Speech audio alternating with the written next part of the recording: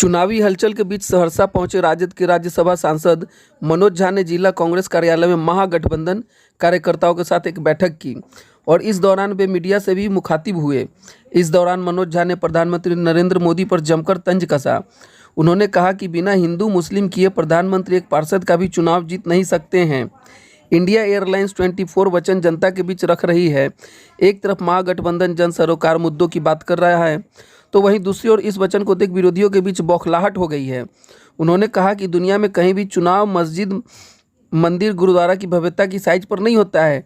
मंदिर में खड़े व्यक्ति को भी भूख लगती है, इसलिए तथा कथित प्रधानमंत्री को भारत की राजनीति में किसी और से नहीं तो अटल जी से सीख लेनी चाहिए। प्रधानमंत्री अपने पद और कद की गरिमा को भी भूल रहे हैं कि जो आरक्षण का प्रावधान है, संवैधानिक प्रावधान है, उसको खत्म करना, उसके बड़े तौर तरीके मोदी जी को पता है। हमारे प्रधानमंत्री जी को, जो मछली मटन के विशेषज्ञ हो गए हैं, उनको पता है कि नौकरियां ही नहीं होगी तो आरक्षण किस बात का। उन्होंने नौकरियों को खत्म करने की एक सिलसिला शुरू कर दिया। तो 24 वचन आपके समक्ष, बिहार की जनता के समक्ष, जो कि कांग्रेस की घोषणा पत्र से मिलता जुलता है और उसी तरह की आत्मा इसकी भी है, हम इसको लेकर के आए।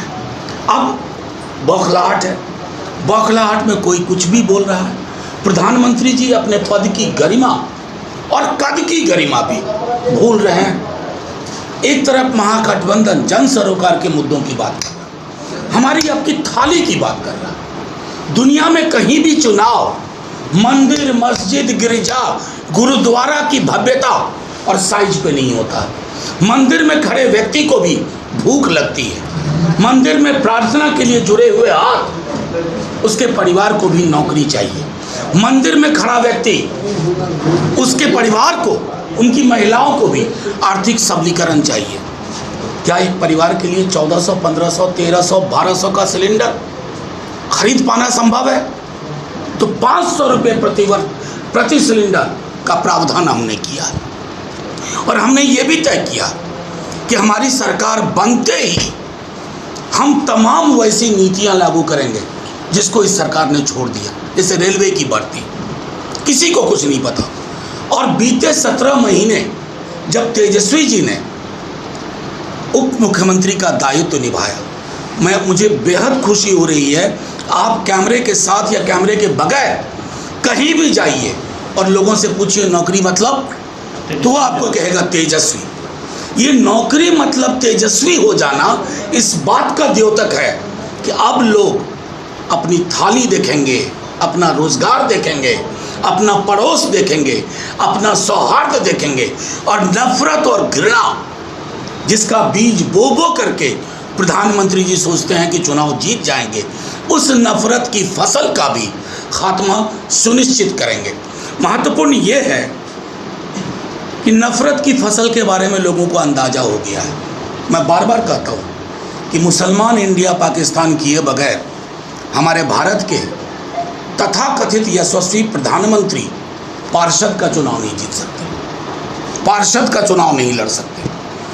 न जाने क्या हो जाता है उनको चुनाव के वक्त में।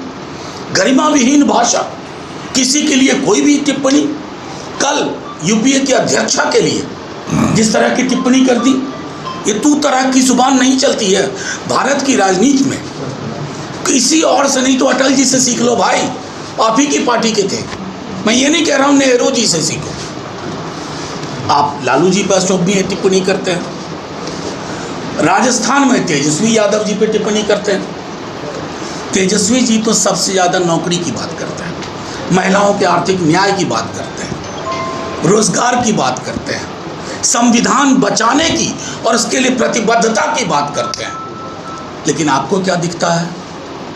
नवरात्रि की एक दिन पहले खाई गई मछली, मटन।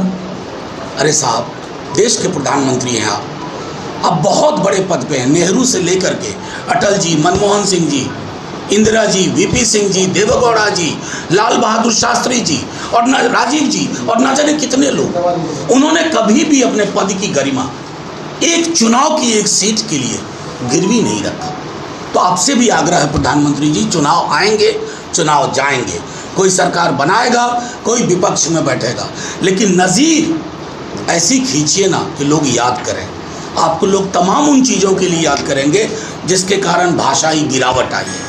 अब आइए हमारे मधेपुरा के कैंडिडेट, मैं सिर्फ एक बात कहता हूँ, हमने मधेपुरा में एक ऐसा कैंडिडेट दिया है जो बेदाग, जिसके बारे में कोई नहीं कह सकता कि इसने किसी जाति, समुदाय, व्यक्ति, समूह के लिए कभी ओछी टिप्पणी की हो, अशोभनीय टिप्पणी की हो। उस बेदाग उम्मीदवार से एक मधेपुरा सहरसा में एक उम्मीद जगी है, और उस उम्मीद के पीछे एक भरोसा है जो तेजस्वी जी दे रहे हैं अपने कमिटमेंट से, जो महागठबंधन दे रहा है, मल्लिकार्जुन खड़गे जी दे रहे हैं, राहुल जी दे रहे हैं, हमारे कम्युनिस्ट पार्टी के डी राजा दे रहे हैं, सीताराम येचूरी दे रहे हैं, दीपंकर जी दे रहे हैं, एमएल के। ये सामूहिकता लोकतंत्र की खूबी है। ये जो अलग अलग जाति समुदाय के लोग हैं, ये हिंदुस्तान के लोकतंत्र की खूबी है।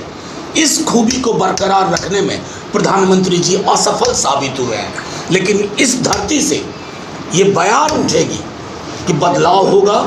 और प्रधानमंत्री जी, आपसे एक खास तौर पर आग्रह है, जब आप कभी इस इलाके में आएँ, हालांकि आपका प्रोग्राम नहीं है, अगर आप आएँ तो लोगों को कहें कि आपने रोज़गार के लिए क्या किया, बिहार को विशेष पैकेज के लिए क्या किया।